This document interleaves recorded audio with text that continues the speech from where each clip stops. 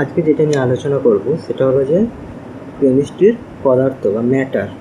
ঠিক আছে, তো আমাদের চারপাশে যা দেখি সবই কিন্তু পদার্থ। আমরা চারপাশে যা কিছু দেখছি সবই পদার্থ। ঠিক আছে, প্লাস্টিক থেকে শুরু করে যত ধাতু, লোহা, তামা, যত ধাতু অধাতু যা কিছু রয়েছে সবই কিন্তু আমরা যা কিছু দেখছি সবই কিন্তু কোনো না কোনো পদার্থ দিয়ে তৈরি। ঠিক আছে, এমনকি মানুষ, পশু পাখি সব কিছুই। ঠিক আছে, এগুলোও কিন্তু কোনো না কোনো পদার্থ দিয়ে তৈরি। আমরাও তো কোনো একটা পদার্থ হতে পারে, সেটা লোহা বা তামা বা প্লাস্টিক এসব না, কোনো তো একটা জিনিস দিয়ে তৈরি আমরাও, তাহলে এগুলোও একটা পদার্থ। আচ্ছা, এই সমস্ত পদার্থের দুটি বৈশিষ্ট্য থাকে। ঠিক আছে, যত পদার্থ আছে সব কিছুর কি দুটি বৈশিষ্ট্য থাকবে। এটা হচ্ছে ভর আর একটা হচ্ছে আয়তন। কি ভর এবং আয়তন। ভর কোনটা জিনিস, ভর জিনিসটা কি? আচ্ছা, একটু ভালো করে এটা শুনবে। ভর হচ্ছে ভর আর একটা হচ্ছে ভার। ঠিক আছে, ভর আর ভার, ভার আলাদা জিনিস, ভর আলাদা জিনিস। যেটাই ভার সেটার আর একটা নাম কি? ওজন। এটারই আর একটা নাম হচ্ছে ওজন। আমরা যেটা বলি যে বাজারে কোথাও গেলে বললাম যে এক আলু দাও, তখন যদি বলা হয় যে কত আলু, কত ওজন, ওজন কত না হচ্ছে 1 কিলোগ্রাম। এই যে 1 কেজি বা 1 কিলোগ্রাম, এটা কিন্তু ওজন না, এটা হচ্ছে ভর। আমরা বলি যে ওজন 1 কিলো ওজনের দাও, ওই রকম বলি। ওজন কত হয়েছে, 1 কিলোগ্রাম বা 100 গ্রাম, 200 গ্রাম, এই জিনিসটা কিন্তু এটা কিন্তু ওজন না, এটা হচ্ছে ভর। আমরা ভরটা বলি। তাহলে ভার বা ওজন, ভার যেই কথা সেটারই আর একটা নাম হচ্ছে ওজন। ঠিক আছে, তো ভার বা ওজন, তো ভার বা ওজন কী জিনিস? আগে ভরটা কী জিনিস একটু ভালো করে বলি। ধরো তুমি কোনো একটা জিনিস, একটা লোহার টুকরো, এখন সেই লোহার টুকরোর মধ্যে কতটা লোহা আছে, তো সেটাকে কী করতে হবে না, দাঁড়িপাল্লা হলে কী হয়, ভর মাপা হয় সাধারণ তুলা যন্ত্র। মনে রাখবে, দাঁড়িপাল্লা এটা, সেটাকেই বলা হয় তুলা যন্ত্র। এখন কম্পিউটার পাল্লা হয়ে গেছে, তুমি এখন কী করলে না, সেটাকে দাঁড়িপাল্লার মধ্যে বা সাধারণ তুলা যন্ত্রে একদিকে দিলে। এবার সেটা তার পরিবর্তে যে অন্যদিকে পরিবর্তনে তার অন্যদিকে কী দিলে, 1 কিলোগ্রামের একটা বাটখারা বসালে। এখন যদি সেটা যদি 1 কিলোগ্রামের থেকে যদি বেশি হয়, তাহলে নিচের দিকে নেমে যাবে। তাই জন্য হয়তো 2 কিলোগ্রাম দেওয়া হলো বা 500 দেওয়া হলো আরও। তখন কী হবে, সেটা যখন ব্যালেন্স হবে তখন বলবো যে এটা এত কিলোগ্রাম আছে বা অত কিলোগ্রাম আছে, যখন এটা সমান সমান হয়ে যাবে। এই যে ওই লোহাটার মধ্যে যে লোহার টুকরোটা দিয়েছিলাম, তাহলে ওইটার মধ্যে যত কিলোগ্রাম লোহা থাকবে, এদিকে আমরা বাটখারা বসিয়ে বসিয়ে বুঝতে পারবো, ওটাই হচ্ছে ওর পদার্থ। তার মানে কি, ওই লোহার টুকরোটার মধ্যে যতটা লোহা রয়েছে, যত গ্রাম বা যত কিলোগ্রাম, সেটাই হচ্ছে ওর হচ্ছে ভর, পদার্থ না, ভর। ওটাই হচ্ছে ওর ভর। এই ভর কি কোনোদিন কখনো চেঞ্জ হয়? চেঞ্জ হবে না। তুমি যদি কলকাতাতে ওইটাকে ওইভাবে হচ্ছে ভর মাপো, ওর দাঁড়িপাল্লা দিয়ে যা হবে, তুমি অন্য কোথাও নিয়ে গিয়ে মাপবে, একই হবে। চাঁদে নিয়ে গিয়ে মাপলেও একই হবে। এখন বলবে যে চাঁদের অনেকে তো বলে যে চাঁদে হচ্ছে কমে যায়। চাঁদে ভর কমে না। কোনো একটা বস্তু, ধরো তুমি কী বলবো, কোনো একটা জিনিস তুমি নিয়ে গেছো, সেখানে চাঁদে নিয়ে গেছো, তাহলে সেটা কমে যাবে? কমে তো যাবে না। তাহলে কি কমে? কমে হচ্ছে এই ওজন বা ভারটা কমে। তাহলে ওজন বা ভারটা কি, সেই জিনিসটা তাকে বুঝতে হবে। ওজন বা ভার হচ্ছে সব জিনিসকে কি পৃথিবী তার নিজের কেন্দ্রের দিকে টানছে। ধর একটা মানুষকে টানছে, একটা পশুপাখিকে টানছে, একটা গাছপালাকে, সবাইকে, সব কিছুকে সে তার নিজের কেন্দ্রের দিকে টেনে রেখেছে। অভিকর্ষজ টান যেটাকে আমরা বলি। ঠিক আছে, তো নিজের দিকে যে টেনে রেখেছে, ধরো বড় জিনিস হলে বেশি টানবে, ছোটো জিনিস হলে কম টানবে, তাই তো? অভিকর্ষজ ত্বরণ তাকে নিচের দিকে টানছে। এখন এই যে তাহলে যার ভর বেশি তাকে বেশি টানবে, যার ভর কম তাকে কম টানবে। তাহলে ভর ইন্টু ভরের সাথে এই ভরের সাথে যদি আমি হচ্ছে ত্বরণ, অভিকর্ষ যে ত্বরণ, অর্থাৎ পৃথিবী যে নিচের দিকে টানছে তার একটা মান রয়েছে, ঠিক আছে, সেই মান যদি আমি গুণ করি তখন হয়ে যাবে সেটা ভার বা ওজন। এখন পৃথিবী যেই হারে টানবে বস্তুকে, চাঁদ তো সেই হারে টানবে না। চাঁদ কী করে, পৃথিবী যেই হারে টানে তার 1/6 ভাগ, মানে 6 ভাগের 1 ভাগ এ দিয়ে বলে টানে। তো তেমন পৃথিবীর থেকে কম, আর সেখানে কী হয়ে যায়, সেখানে হচ্ছে ওজন বা ভার, এই ভার বা ওজনটা কমে যায়। ভার বা ওজন কি বললাম একটা, এটা সেখানে কম, বুঝে গেল। এখন আয়তন কি, আয়তনটা তো বুঝতে হবে। তাহলে আয়তনটা কি, আয়তন হচ্ছে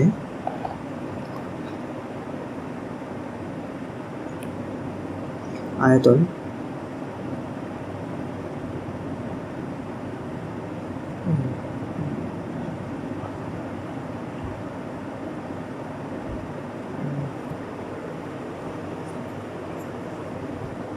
नहीं हो रहा, ওয়েট, ধরো এই জিনিসটা, এটা একটা কি কিউব, ঠিক আছে। তাহলে আয়তন কী করে করবো, তাহলে আয়তন হচ্ছে নিচের ক্ষেত্রফল ইন্টু হাইট, অর্থাৎ কোনো একটা বস্তু সে যতটা জায়গা জুড়ে থাকে সেটা হচ্ছে তার আয়তন। যেমন ধরো আমি যে জায়গায় বসে আছি বা তুমি যে জায়গায় বসে আছো, তাহলে ওই যে নিচে যে জায়গাটা ওটাই কি জায়গা, এটা জায়গা না, কিন্তু ওইটুকু জুড়ে কি তুমি বসে আছো, যে হ্যাঁ তুমি এটা নিচে চক দিয়ে টেনে দিলে আমি এইটুকু জায়গায় গিয়ে বসে আছি, এটা হচ্ছে আমার জায়গা, এটা কিন্তু না। ব্যাপারটা হচ্ছে যে তোমার যে হাইটটা, পুরো যে একটা স্পেস, ধরো এইরকম জিনিসটা, একটা বেলুনকে তুমি ফুলিয়েছো এইভাবে, ঠিক আছে। তো এর ভেতরে যে জায়গাটা আছে, এর ভেতরে তো কিছু নেই, তাই এর ভেতরে তো একটা জায়গা আছে। তো এটাকে তুমি যদি মাটির উপর রাখো, তাহলে কি এইটুকু জায়গা যে জুড়ে আছে এইটা হচ্ছে এই জায়গার কথা বলেছি আমি, না, এই যে এটা প্লাস হাইটটা উপরে, এই হাইটটা, এই এতটা জায়গা নিচের থেকে এতটা যে জায়গা নিয়ে জুড়ে বসে আছে, এটাই হচ্ছে আয়তন, ঠিক আছে। এই পুরো জিনিসটার আয়তন, ঠিক আছে। যেমন ধরো একটা লোহার টুকরো, এটা লোহার টুকরো, এই লোহার টুকরোটাকে পিটিয়ে, এটার একটা আয়তন আছে। এখন এইটাকে যদি আমি পিটিয়ে এরকম করে কড়াইয়ের মতো করে বাঁকিয়ে কড়াই করে দিই, মানে যাতে রান্না হয়, এখন আমি যদি এটাকে আগে জলে ছেড়ে দিই, এটা কী হবে, ডুবে যাবে জলে তাড়াতাড়ি, কারণ এর হচ্ছে আয়তন কম, ঠিক আছে। কিন্তু এটাকে যদি আমি বাঁকিয়ে এইভাবে করে দিই, একটা গোল করে দিই, পুরো কড়াই যেরকম হয় কড়াইয়ের মতো করে দিই, তাহলে কিন্তু এর আয়তনটা বৃদ্ধি পাবে। কারণটা কি, দেখো এটা যখন ছিল তার আয়তনটা ছিল এইরকম, এইটুকুটা, আর এটা যখন হয়েছে এইটাকে ধরো এইভাবে বাঁকিয়ে এর আয়তন হয়ে গেছে পুরো এই অর্ধগুলো, একটা গুলো ফুটবলকে কেটে ফেলে যেরকম একটা ফুটবল কীরকম হবে, ফুটবলকে ধরো তখন একটা ছোট্ট একটা বলকে, এরকম একটা বলকে যদি আমি কেটে ফেলি তাহলে কী হবে, তাহলে এই বলের যে আয়তন, অর্থাৎ বলের যে পদার্থটা রয়েছে মেটেরিয়ালসটা, তার আয়তন কম কিন্তু হয়, ঠিক আছে। বলের যে মেটেরিয়ালসটা রয়েছে তার কিন্তু পদার্থটা, তার কিন্তু আয়তন কম, কিন্তু বলটাকে কী করে যখন আমি কেটে না বাটির মতো হয়ে গেছে, তখন কিন্তু ওর ভেতরে যে গর্ত অংশটা আছে ওইটা শুদ্ধ ওর আয়তন হয়ে গেছে, তখন পুরোটা হয়ে গেছে। তাহলে ওই জন্যই তো কী হয় যে লোহার জাহাজ কিন্তু জলে ভাসে, কেন ভাসে, কারণ তাকে কী করছে, পিটিয়ে না ওই তার আয়তনে তাকে বৃদ্ধি করে দিচ্ছে, যার কারণে সে আর ডুবছে না। আয়তনে কেন, আয়তন বেড়ে গেলে কেন সে ডুবে না, ওটা পরে আমি বলবো, ওটা হচ্ছে তার, হ্যাঁ না, ডেনসিটি, ঘনত্ব কমে যায় কী কারণে, এটা পরে। আমি শুধু জানলাম যে আয়তনটা কি, না আয়তন মানে সে যে যার আয়তনের কথা বলছি, যে পদার্থের আয়তনের কথা বলছি, সে কতটা জায়গা জুড়ে আছে সেটা হচ্ছে, মানে যে কোনো পদার্থ একটু জায়গা জুড়ে থাকবে কিছুটা, আর একটা ভর থাকবে, তার কিছুটা ভর থাকতেই হবে, এবং আমরা সেটা কি সেগুলোকে আমরা দেখতে পাবো। এমনকি সব কিছুই কি আমরা দেখতে পাই, সব কিছু কিন্তু সব কিছু আমরা দেখতে পাই, দেখতে পেলেও কিন্তু সেটা পদার্থ না। যেমন আমরা ছায়া দেখতে পাই, ছায়া কি পদার্থ, কারণ ছায়ার তো কোনো ভর নেই, তার কোনো আয়তনও নেই, ঠিক আছে। তো ছায়া হচ্ছে পদার্থ না, এটা মনে রাখবে। আমরা যদি ছায়া পড়ে, সমস্ত পদার্থের 5টি অবস্থা রয়েছে, কটা, 5টা, সলিড মানে কঠিন, লিকুইড মানে তরল, গ্যাস মানে গ্যাসীয়, প্লাজমা, আর হচ্ছে বোস আইনস্টাইন কন্ডেন্সেট। প্লাজমা কথাটা কি, প্লাজমাটা কি না, দেখো আমরা যখন সলিড, কোনো একটা সলিড বা কঠিন বস্তু থাকবে না, সেই কঠিন বস্তুকে যখন আমরা হিট দেব, তাপ দেব, তখন কিন্তু কঠিন বস্তুতে তাপ নিতে নিতে আস্তে আস্তে কী হবে, লিকুইড হবে, অর্থাৎ তরলে পরিণত হবে। যেমন ধরো লোহা, বরফ, বরফ কিন্তু দেখো কঠিন অর্থাৎ সলিড, ওকে যখন তাপ দেওয়া হবে আস্তে আস্তে কী হবে, সেটা তরল হবে, লিকুইড হবে, জলে পরিণত হবে।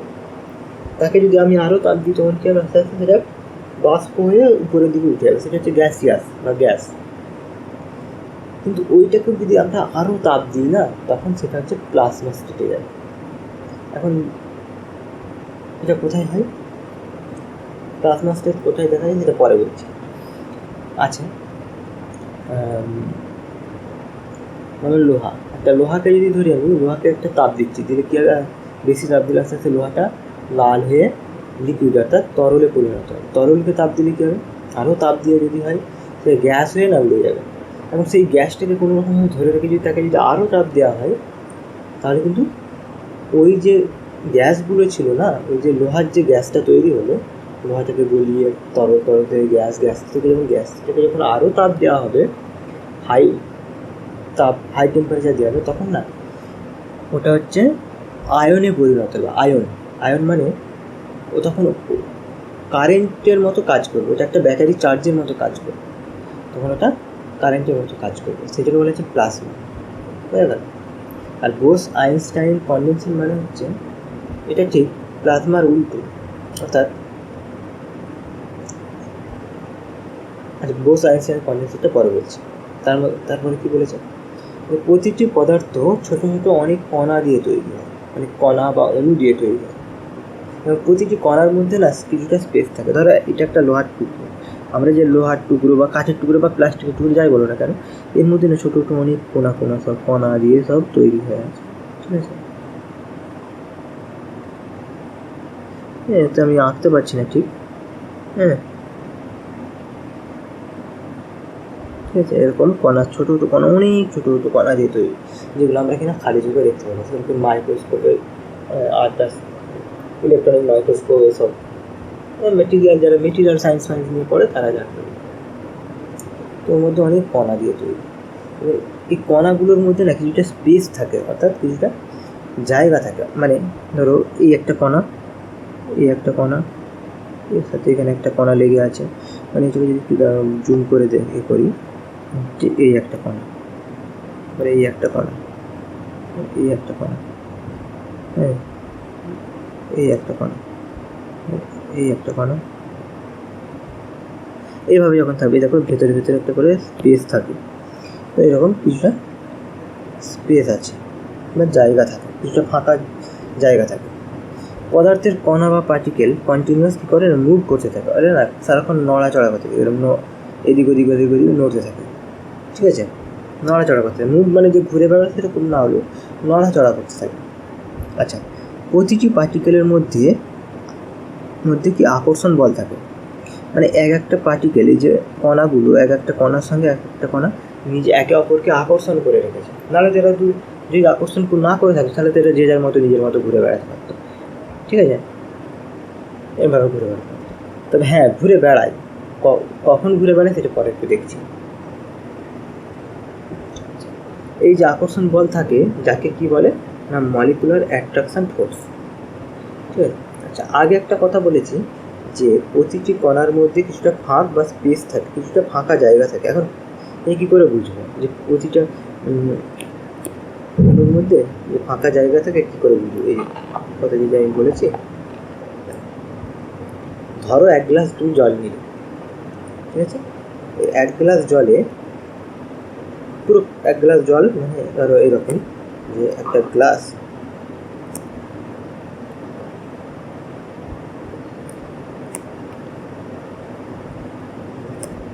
ধরো একটা গ্লাস, এই গ্লাসের পুরোটাতেই জল, ধরো এই গ্লাসের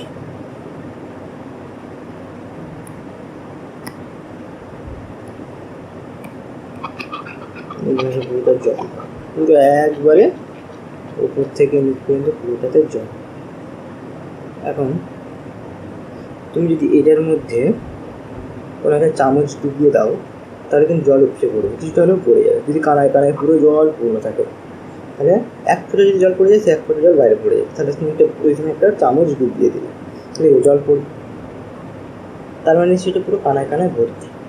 এখন তুমি যদি এতে নুন দিয়ে দাও, কিছুটা লবণ দিয়ে দাও, হ্যাঁ, কিছুটা যদি লবণ তুমি দিয়ে দাও না, এর সাথে অ্যাড করে দাও, তাহলে কিন্তু দেখবে জলটা কিন্তু পড়বে না।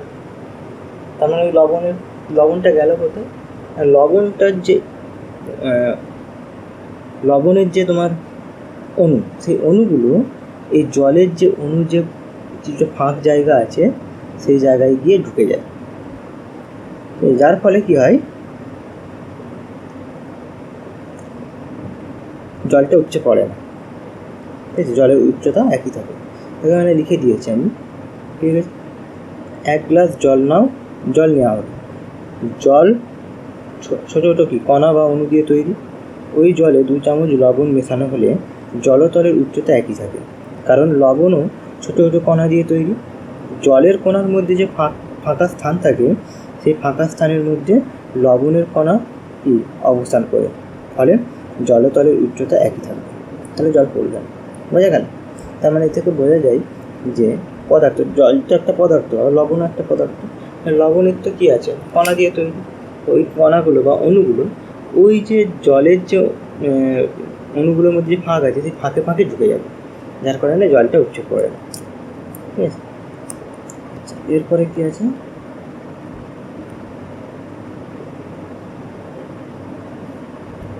এরপরে রয়েছে দেখো সলিড, লিকুইড আর হচ্ছে গ্যাসের একটা ডিফারেন্স, বা এদের হচ্ছে ক্লাসিফিকেশান বা ফিজিক্যাল ক্লাসিফিকেশান। ওদের হচ্ছে কেমন কি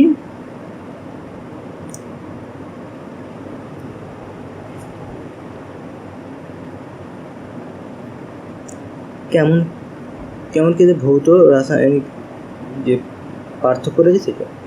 আচ্ছা দেখো, সলিডের কী আছে, একটা শেপ রয়েছে, শেপ মানে কেমন হবে, আর একটা নির্দিষ্ট একটা ভলিউম রয়েছে, ঠিক আছে, শেপ থাকবে, শেপ একটা ভলিউম থাকবে। ভলিউম মানে কি, আয়তন। আমি একটু আগে বলেছি আয়তন মানে কি, কিছু জায়গা জুড়ে থাকবে। শেপও থাকবে, কেমন দেখতে হবে, যেমন পাথর, একটা সলিড তো কঠিন বস্তু পাথর, তো পাথর কেমন দেখতে, তার তো একটা আকার থাকবে, বা ইটের তো একটা আকার থাকবে নির্দিষ্ট। ইটের যে আকার আছে, আকার তো থাকবে, তার সাথে সাথে ভলিউমও থাকবে। ইট কেমন দেখতে হয়, এরকম না কতক্ষণ,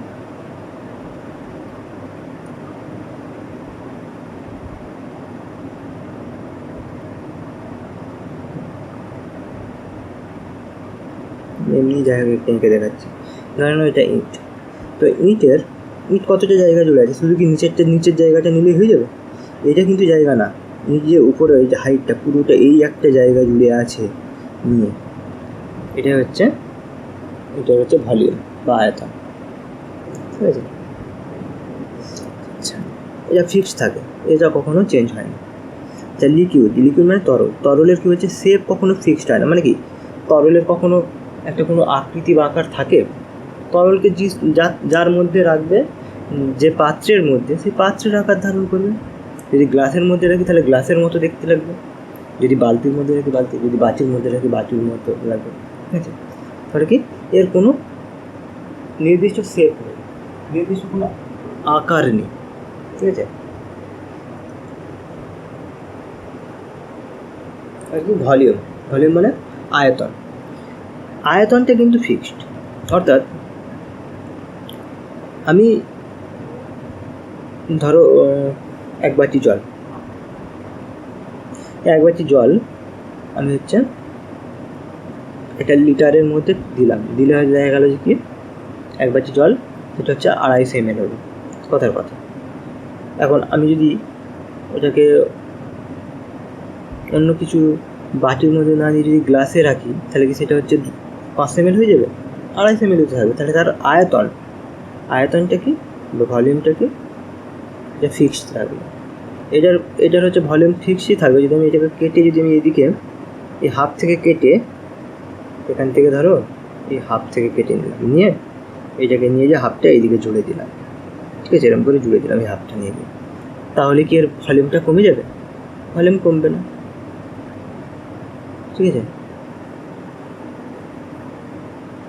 কী থাকবে এবার কি গ্যাস, তো গ্যাসের কোনো শেপ নেই, আকার নেই, তুমি ওকে যে পাত্রে রাখবে সেই পাত্রে, যদি বোতলের মধ্যে গ্যাসের রাখবে তাহলে বোতলের পুরোটা আকার ধারণ করবে, পুরো ভেতরে বোতলটা জুড়েই থাকবে। তুমি যদি ওইটাকে যদি তুমি কোনো কোনো আলাদা কোনো সিলিন্ডারের মধ্যে রাখো তাহলে সেই সিলিন্ডারের আকার ধারণ করবে। সো ওর কোনো শেপ বা আকার থাকে না, মানে নিজস্ব কোনো থাকে না, যে পাত্রে রাখা হবে সেই পাত্রের আকার ধারণ করে। এবার এর কোনো ভলিউমও থাকে না, দেখবে ভলিউম বলতে আয়তন বা এ কতটা জায়গা জুড়ে আছে। আমি যদি একটা বোতলের মধ্যেও গ্যাস রাখতে পারি, ধরুন একটা বোতলের মধ্যে আমি গ্যাস রেখেছি, সেই গ্যাসটাকেই বোতল থেকে বের করে একটা বড় সিলিন্ডারের মধ্যে রাখলে সেই সিলিন্ডারের মধ্যে রয়ে যাবে। তার মানে কি সেই পুরো সিলিন্ডারের সেই পুরো জায়গাটা জড়িয়ে থাকবে এমন না। দেখা গেলো যে কি, ধরো এটা একটা সিলিন্ডার, এটা একটা সিলিন্ডার, হ্যাঁ এটা একটা সিলিন্ডার ধরো, আর বোতল ধরো এটা ধরো বোতল, ঠিক আছে। এখন ধরো এই বোতলের মধ্যে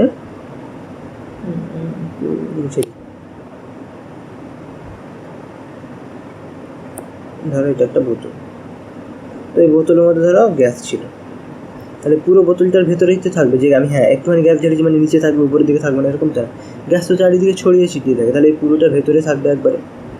এখন এই গ্যাসটাকে নিয়ে যদি আমি সিলিন্ডারের মধ্যে ঢেলে দিই তাহলে কি, এটা যেহেতু এতটা এখান থেকে যদি ধরি আমি, তাহলে দেখা গেল যে আচ্ছা এটা নিচের দিকে আগে হলো, তাহলে দেখা গেলো এতটা হলো গ্যাস, এই বোতলটা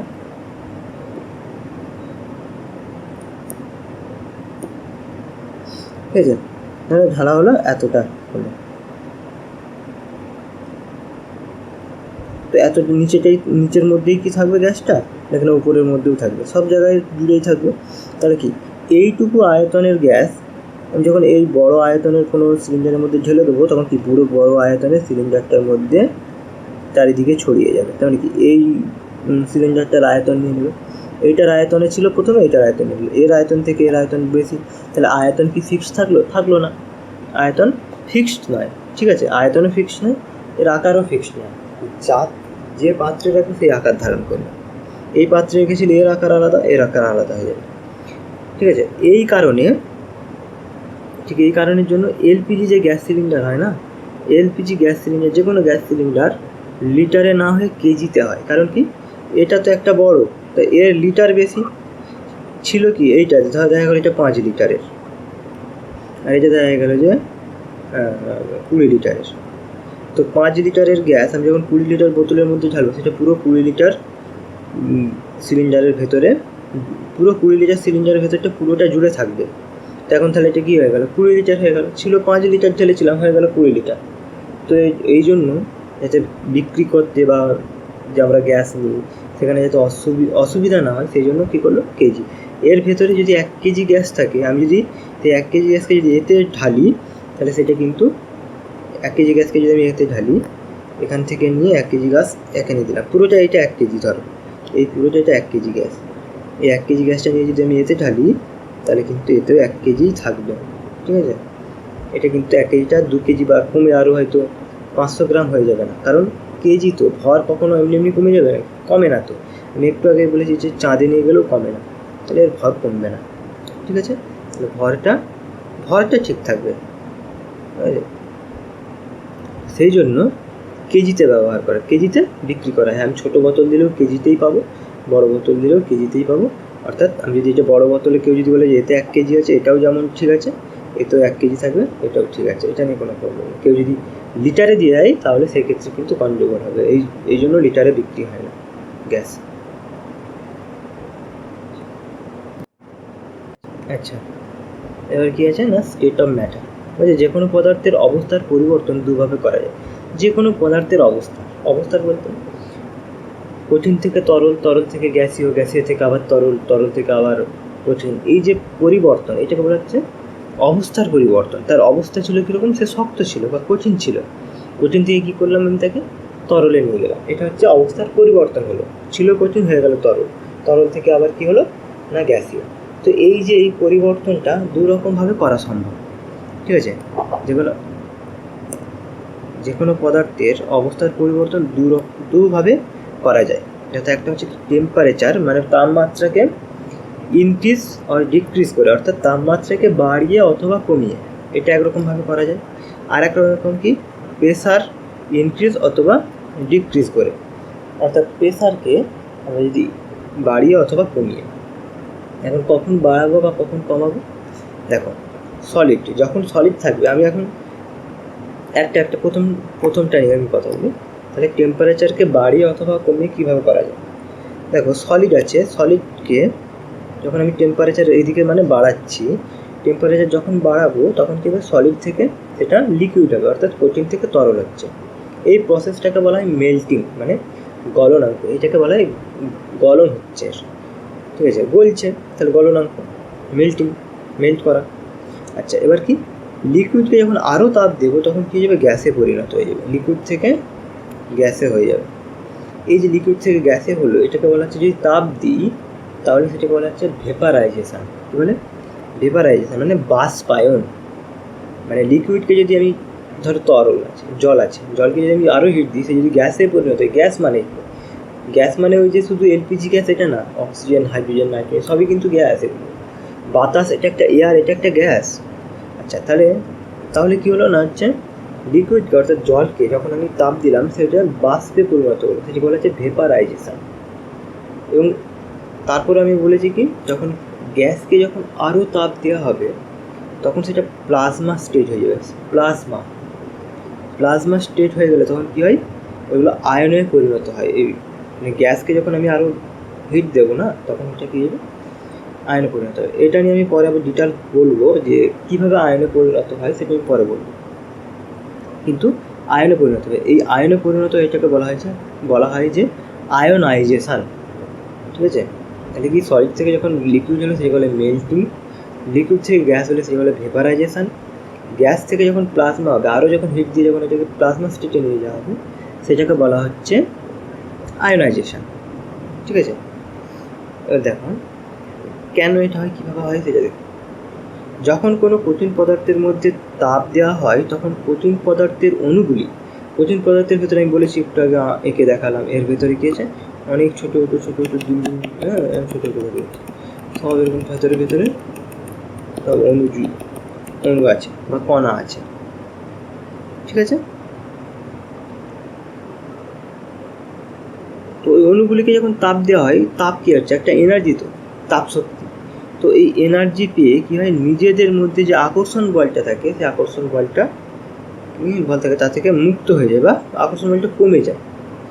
এটা কী হয়, সলিড যেটা আছে, ধরো লোহা হচ্ছে সলিড বা কঠিন বস্তু, ওর ভেতরে যে অণুগুলো থাকে সেই অণুগুলোর মধ্যে আকর্ষণ বল কম থাকে, যার কারণে ওরা নিজেদের মধ্যে চিপকে আছে, একটা অণু আরেকটা অণুর সঙ্গে চিপকে, মানে জুড়ে পুরো গায়ে লেগে একদম শক্ত হয়ে আছে, ওই জন্য লোহা এত শক্ত। কিন্তু লোহাকে যখন আমি গরম করবো না, তখন তাপ দেওয়া হচ্ছে, তাপটা একটা এনার্জি। এই যে অণুগুলো ওই এনার্জি মানে শক্তিটা পাচ্ছে, পেয়ে ওরা কী হয় না, হচ্ছে ওদের ওরা যেহেতু ওরা এনার্জি পায়, তখন কী হয়, এনার্জি পেয়ে গেলে কী হবে না, ওরা হচ্ছে একে অপরের সাথে থাকবে না, ওরা তখন কী হবে, বাইরে বেরিয়ে যেতে চাইবে, ওরা বাইরে ঘোরাঘুরি করতে চাইবে। তো সেই জন্য কী হয় না, ওদের আকর্ষণটা কমে যায়। ফলে ও আস্তে আস্তে কী হয়, যখন ওকে আরও হিট দেওয়া হয় তখন ওই লোহার টুকরোটা গলে তরলে পরিণত হয়। তার মানে কী হচ্ছে, গলে যাচ্ছে কেন, যখন এরা একসঙ্গে চিপকে ছিল, একসঙ্গে একই জায়গাতে এরকম গায়ে লেগেছিল, তখন কী হয়েছিল, শক্ত ছিল, তখন ছাড়ানো যাচ্ছিল, সেই জন্য শক্ত, সেই জন্য এটা সলিড ছিল। কিন্তু যখন একে হিট দেওয়া হলো, তাপ শক্তি দেওয়া হলো, ওরা এনার্জি পেলো, ফলে কী হলো, একে অপরের থেকে ছেড়ে গেল। যখন ছেড়ে গেল তখন কী হচ্ছে, আস্তে আস্তে নরম হচ্ছে, যখন আরও নরম হয় তখন জলের মতো তরল হবে, আস্তে আস্তে তরলে পরিণত হচ্ছে। তরলকে আরও যখন হিট দেওয়া হবে তখন কী হবে, ও গ্যাসে পরিণত হবে, কারণ ওরা তখন আরও এনার্জি পেয়ে গেছে, ওই যে অণুগুলো তখন আরও এনার্জি পেয়ে যাবে। ফলে কী হয়, ওরা হচ্ছে স্বাধীনভাবে যে এদিক ওদিকে দৌড়তে থাকে। গ্যাসের ভেতরে যে অণুগুলো কী থাকে, দৌড়তে থাকে, তো এদিক ওদিক দৌড়তে থাকে। ওই জন্যই তো গ্যাস খুললে কি গ্যাসটা বের হয় কেন, ওরা দৌড়ে বেরিয়ে চারিদিকে ফাঁকা জায়গায় পালিয়ে যেতে চায় ওই গ্যাসের অণুগুলো, সেই জন্য ওরা দৌড়ে। বুঝতে পেরেছ? সেই জন্য ওগুলো কী হয়, গ্যাসে পরিণত হয়েছে এইভাবে। বুঝে গেল? এখন বললাম গ্যাসকে আরও তাপ দিলে কী হবে, দেখো এই জায়গাটা দেখো এবার।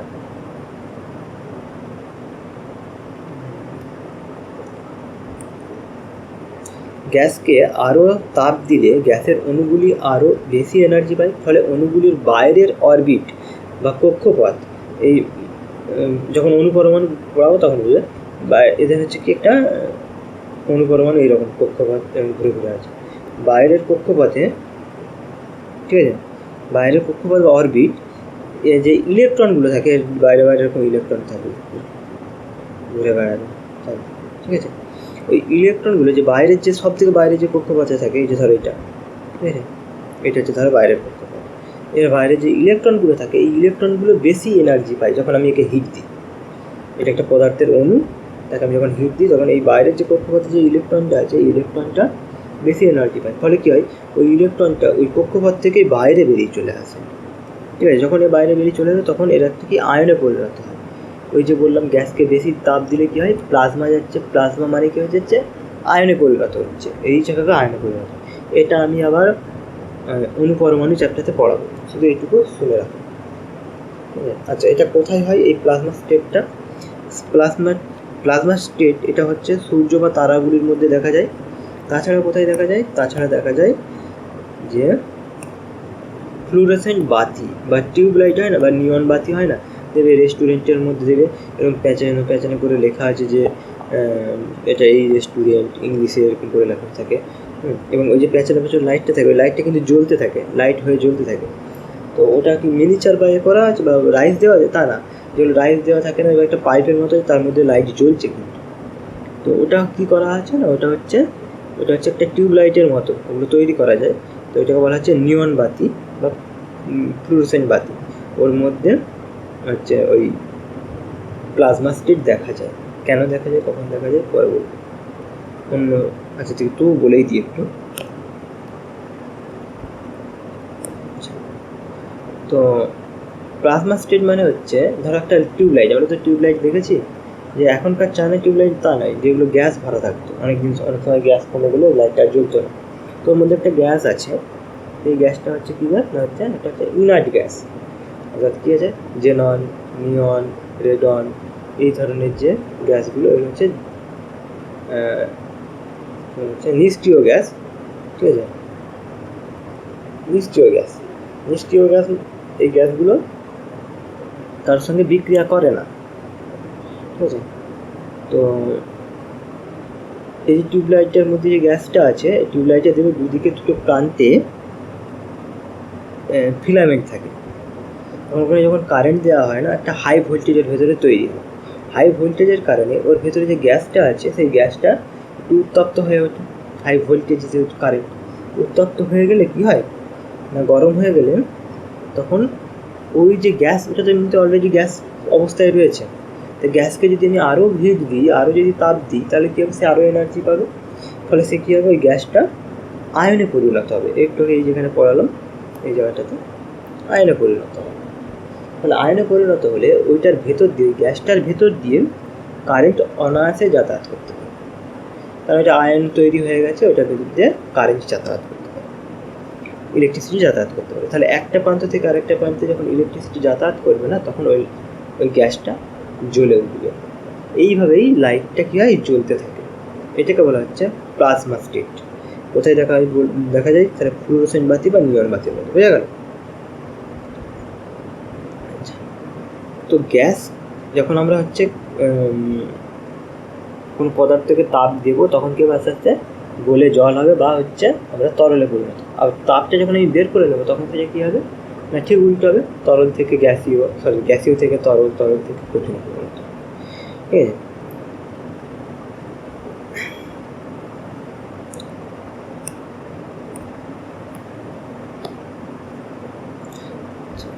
এই যে এটা যখন প্লাজমা থেকে প্লাজমাকে ঠান্ডা করা হবে, প্লাজমা মানে কি, বেশি হিট দেওয়া আছে, প্লাজমা থেকে যখন হিট বের করে নেওয়া হবে বা এনার্জি বের করে নেওয়া হবে, তখন গ্যাস হবে, সেটা বলে ডিআয়োনাইজেশন। প্রথমটা ছিল আয়োনাইজেশন, অর্থাৎ এই যে গ্যাস থেকে প্লাজমা গেলে সেটা বলে আয়োনাইজেশন, প্লাজমার থেকে আস্তে আস্তে গ্যাসের দিকে গেলে সেটাকে বলবো ডিআয়োনাইজেশন। এই যে ডিআয়োনাইজেশন। গ্যাস থেকে লিকুইড হলে মানে তরলে গেলে সেটা বলে কনডেনসেশন। কনডেনসেশন মানে কি না হচ্ছে ঘনীভবন। আর লিকুইড থেকে সলিডে গেলে সেটাকে বলা হচ্ছে সলিডিফিকেশান, মানে কঠিনীভবন। ঠিক আছে। আচ্ছা, কিছু কিছু পদার্থ রয়েছে যেগুলো হচ্ছে কঠিন পদার্থ রয়েছে, যাদেরকে তাপ দিলে তরলে পরিণত হয়। মানে কি আমরা কি জানি যে কঠিন পদার্থকে তাপ দিলে তরলে পরিণত হয়, এটা জানি। কিন্তু কিছু কিছু পদার্থ রয়েছে কঠিন পদার্থ, তাকে তাপ দিলে তরল হবে না, সে সরাসরি গ্যাসে পরিণত হয়ে যায়। তো এটাকে বলা হচ্ছে ঊর্ধ্বপাতন বা সাপ্লিমেশন। কী বলে এটাকে? ঊর্ধ্বপাতন বলে। এই যে সাপ্লিমেশন বলে, ঊর্ধ্বপাতন। ঠিক আছে। এগুলো কে? অ্যামোনিয়াম ক্লোরাইড, হ্যাঁ, ন্যাপথালিন, অ্যানথ্রাসিন আর আয়োডিন, এইগুলো সংকেত। এটা অ্যামোনিয়া, ন্যাপথলিন, অ্যানথ্রাসিন আর হচ্ছে আয়োডিন। এরা হচ্ছে, এদেরকে যদি, এগুলো হচ্ছে কঠিন পদার্থ, এদেরকে যখন আমি তাপ দেবো এরা না তরলে পরিণত হবে না, সরাসরি কী হয়ে যায় না হচ্ছে বাষ্প পরিণত হয়ে যায়। ওরা দেখে থাকবে ন্যাপথলিন দেখেছো, সেই হচ্ছে ঘরে তোমার আলমারির মধ্যে বা জামা কাপড়কে যাতে পোকায় না কেটে দিতে পারে সেখানে রাখাই দেবে, সাদা সাদা কালারে, খুব সুন্দর গন্ধ ছাড়ে। অনেকে কর্পূর বলে, কর্পূরও কিন্তু হয়। যাই হোক, তো এটাকে যদি তুমি আগুনে ধরাও না, এটা আগুনে ধরবে, কিন্তু এটা কোনো গলে মানে এটা কঠিন পদার্থ, তাহলে এটাতে গলে যে কোনো একটা কিছু প্লাস্টিকের মতো গলে গলে টুপি টুপি পড়বে, এরকম কিছু হয় না। বরং ওটা সাপ্লিমেশন হয়ে যায়, মানে ঊর্ধ্বপাতন, মানে অর্থাৎ সরাসরি গ্যাসে পরিণত হয়ে যায়। ঠিক আছে। আবার কিছু কিছু গ্যাসীয় পদার্থ রয়েছে যেগুলোকে ঠান্ডা করলে তরল অবস্থায় না এসে সরাসরি কঠিনে পরিণত হয়ে যায়। এটাকে আবার বলা হয় ডিপোজিশন বা রিভার্স সাপ্লিমেশন। ঠিক আছে। এই সাপ্লিমেশন মানে কি ঊর্ধ্বপাতন, ঠিক ঊর্ধ্বপাতনের উল্টো হবে। এমনকি যদি তুষারপাত হয় যে বাইরের দেশে, সেখানে দেখবে যে বরফ পড়ে, ওটা অ্যাকচুয়ালি কিন্তু মানে ঘনীভবন, ওটা তো একটা হচ্ছে কি গ্যাসীয় পদার্থ, বাষ্প। ওটা কি যখন বাষ্পটা কী হয়, প্রথমে জলে পরিণত হবে, তারপরে না হচ্ছে বরফে কথা ছিল, তা না হয়ে বাষ্পটা সরাসরি কী হয়ে যাচ্ছে, এটা বরফের মতো হয়ে কঠিন হয়ে পড়ছে। এটা হচ্ছে রিভার্স সাপ্লিমেশন বা ডিপোজিশন বলা হয়। ঠিক আছে।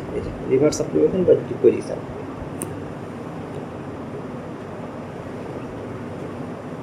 ঠিক আছে। তো যাই হোক, আজকে এই পর্যন্তই। নেক্সট পার্ট পরের দিন আরও দেবো। তাছাড়া ভিডিওগুলো বড় হচ্ছে, কিন্তু আমি পুরো ক্লিয়ার করে যাওয়া বলে তাই একটু বড় করে, একটু বেশি কথা বলছি হয়তো।